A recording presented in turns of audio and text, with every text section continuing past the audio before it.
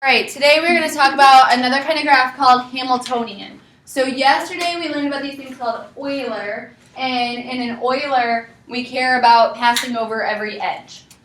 In a Hamiltonian, we care about passing through every vertex and once and only once. Okay, so once we hit a certain vertex, we don't want to go through that same vertex again.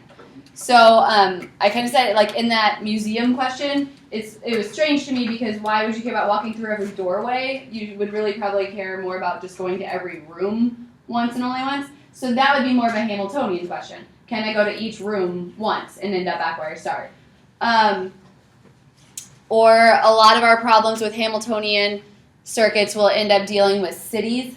So if something needs to go through multiple cities, either a person kind of taking a trip and going to multiple places, but you don't want to go back somewhere you've already been. Or in our first example here is talking about a document that needs to go through several different offices, but you don't want to waste the time of sending it back somewhere it's already been. Okay? There's a theorem that can help us find whether or not we are guaranteed to have a Hamiltonian circuit. So the definition of Hamiltonian is there that it uses every vertex exactly once. And being a circuit, it has to start and end at the same place. But it can cross over edges more than once? You could use the same edge more than once, but unless that's ending it, that probably wouldn't be helpful. Right.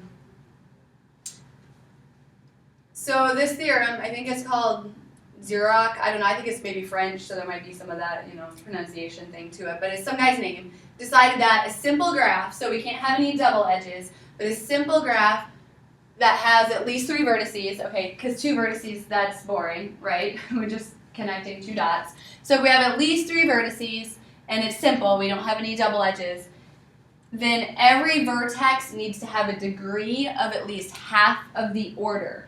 The order is how many vertices you have. So if we can take how many vertices we have and divide it by 2, and every vertex has a degree of at least that, then it has to be Hamiltonian. But it is possible for a graph to be Hamiltonian and still not have this condition met. So this is like one thing we can kind of do to check and be guaranteed, but if we check that and it doesn't work, that doesn't mean it's still not possible. It could still be possible. But if we check that and it does work, it is definitely possible. So our first question says, this law firm has 7 major offices in big cities, and they want to be able to send a document through all of their offices and be able to overnight it from office to office so that this thing can get to all 7 offices within the course of a calendar week, I guess a little bit more than a work week. And then it needs to end up back in the originating office. So is it possible to do that without having to go through the same office twice, because that wastes time? So we can check this theorem on it and see. So we've got 7 offices, so that's the order. Divide that by 2, and we get 3.5. So all of the vertices would need to have an order or a degree of more than 3.5, which means 4 or more. But that doesn't work, because New York only has 3, Boston only has 3, Atlanta, Dallas, Phoenix, LA, those all only have 3. So it doesn't meet this theorem. That doesn't mean it's impossible, though. It could still happen. So what we want to check is see, can we do that? And it really turns into just some guess and check for us then. So we can have to try out, if I start in LA, can I make this process of getting around between all the cities? Oops, I missed New York. Okay, so we'll try again. We just kind of guess and check it out and see, is it possible for me to get everywhere? And there I was able to do it. Okay, I'm sorry there's not really a better strategy to this at this point for you than guess and check. You can start anywhere, it doesn't matter because we want it to be a circuit, so we should end up at the same point again. So it will work to start and end anywhere, but then you just kind of have to try sending it in different directions and seeing if it works. So it is possible here for them to be able to send their document without having to repeat any offices. Questions? For finding the circuit, is that the list of letters? Yeah, so for finding the circuit, like on this one, I would list out the cities in the order that they went to. So LA, Phoenix, Dallas, Atlanta, New York, Boston, San Francisco, back to LA. I'm just gonna list out the path that it takes. And that's that's if it's a circuit. So wait, That's that what we're is a finding right circuit? now. That's what we're finding is a circuit. So how's the point of trying to find the Xerox theorem or whatever if that still is a circuit? In a really big graph, it's a nice thing to kind of know you're going to be successful. Okay. It's not a super helpful theorem. It'd be a lot better if we had something that was like the converse that would tell us like, if this happens, then you won't have one, Right. but we don't have one like It's that. kind of like the I before E rule. So, It's like guideline. right, well, and it's actually, I read something that I before E rule is actually broken more than it's followed. Yeah. So it's a rule, There's but only like, 60 words. yeah, it's kind of weird. So it's kind of like that. Yeah, it's not a very helpful theorem. It's there, but it's not a very helpful. If you want to create a graph, this is where it could maybe be helpful. If I wanted to create a graph and know it's going to be Hamiltonian, so like, for example, hint, hint, on your homework, if I ask you to draw a graph that's Hamiltonian, make sure that it's doing that, and it's definitely Hamiltonian. Okay. Okay, so it kind of helps us create graphs, but once we already have a graph, it doesn't really help that much. Okay. A weighted graph, it says then, is one where each of the edges has a weight. That's why it's called weighted. Those weights can represent different things. Typically, they represent distances or costs, because a lot of times, again, we're thinking about cities or locations when we do these graphs, and so it could be the distance between the two cities, like in miles, or it could be the cost of a train or an airplane between those two cities. And so that's what this problem asks us to do. So we've got a chart here. There's 6 cities for an airline to fly to, and we want our traveler to start in Chicago, go to the other 5 places, and then be able to go home. And we want to try to find some different routes that our traveler could take. And ideally, they're going to want to take the cheapest route, because why do you want to waste money, right? You want to be able to like buy things in those cities instead of wasting all your money on the trip itself. So what we're going to do is create a graph. So Chicago, New York, DC, Philly, Atlanta, Dallas. Then some of these are connected and some of them aren't. It says no flight with some of them. So I got Chicago to New York as a connection, Chicago to DC, Chicago to Philly, and Atlanta, and Dallas. Now because this is a weighted graph, what we want to do is next to each one of these edges, we want to put the number that goes with it. So next to the New York route, I'm going to put 713. 597.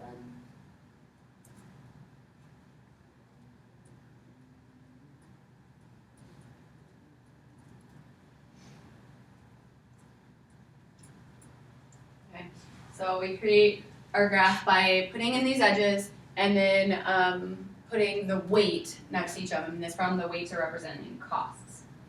Okay, so then New York connects to Chicago, but we already did that. It doesn't connect to itself.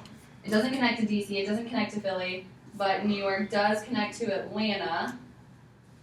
And then next to that one, I would want to put the cost of New York to Atlanta, which is $748.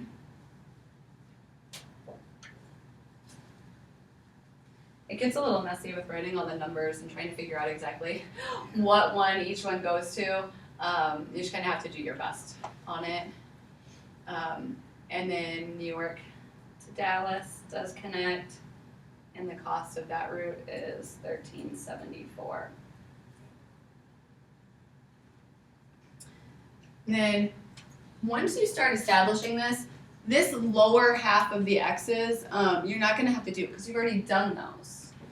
So you can really just start after the X's and say, okay, Washington doesn't go to Philly. It does go to Atlanta, so I need to connect DC to Atlanta.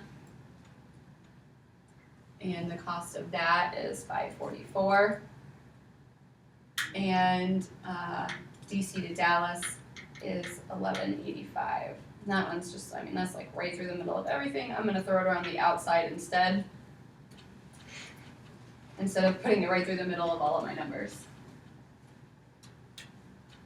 Then again, you can just go to after the X. So I need to do Philly to Atlanta with a cost of $670, and Philly to Dallas with a cost of $12.99. And then Atlanta and Dallas don't connect. So that is our really messy graph that describes this. Now the problem says to come up with 3 different routes that the traveler could follow and the total distance for each route, starting in Chicago. You can use your graph if you want, or you can actually do this right from your chart as well. So I'm going to go from Chicago to somewhere. And again, it's kind of just trial and error. So sometimes you could use a little bit of strategy and say, like, if a city's not very connected, you might want to do that one early on, because otherwise you might end up getting stuck not being able to go there. So sometimes it's helpful to do something that's maybe less connected. So I started out by going Chicago to New York. That was my first attempt. I'm going to try Chicago to New York. And then I want to say, from New York, I need to go somewhere, and I don't want to go back to Chicago yet. So I got to say, from New York, where could I go? Let's see, I don't want to go to Chicago. Okay, I'll go to Atlanta. And then from Atlanta, I need to go somewhere now. I don't want to go back to Chicago. I don't want to go to New York. I want to go somewhere else. So I said, okay, I'll try DC. Then from DC, I want to go somewhere that I haven't been already, so I don't want to go to Chicago. And I can't go back to Atlanta, so the only place I could go then is Dallas. And then from Dallas, I need to go the only place I haven't been yet, which is Philly. And then back to Chicago.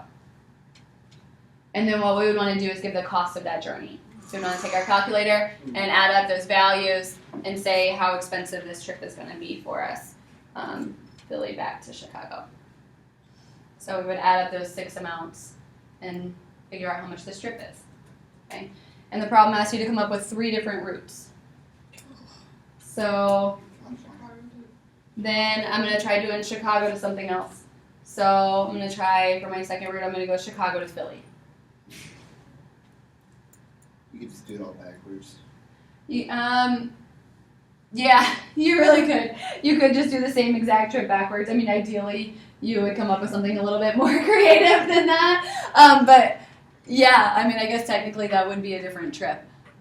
So to not just do this trip backwards, instead of going to Dallas, which would be taking this trip backwards, we'll change it up and go from Philly to Atlanta.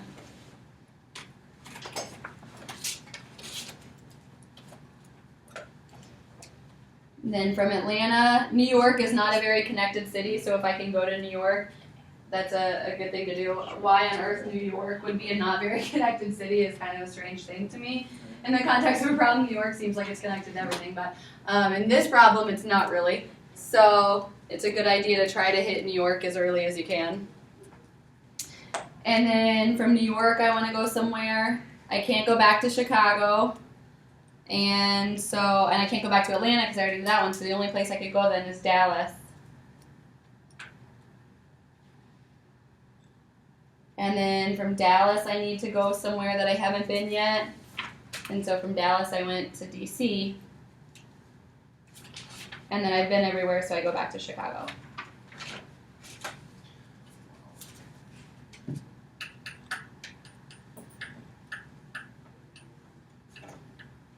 And then I would add up those 6 numbers. Okay? And then you would just do it again for the third route. Alright? This is an algorithm in math to find a solution that is called brute force. And you might be able to see why. It's just an annoying, tedious process, which basically brute force, I'm telling you to do 3. Brute force would say, find every possible way of doing this, and then determine which one's the cheapest, now that you have all of the different possibilities, okay? I don't know how many different possibilities of trips there are in this problem, but that's what a brute force algorithm would say, is find every single possible trip you can, and then figure out which one's the cheapest from that. Tomorrow, we'll talk about a special case of a problem, well, not tomorrow, it's more Saturday, Monday, we'll talk about a special case of a problem that's called the traveling salesman problem, which is really kind of this question. If somebody's got a lot of places they need to go and they want to do it cheaply, what's the best way they can do it? And we'll learn a couple of algorithms that work a little bit quicker than a brute force method. So we'll talk about those on Monday, but for now, we just kind of do this trial and error and try to pick the cheapest way you can.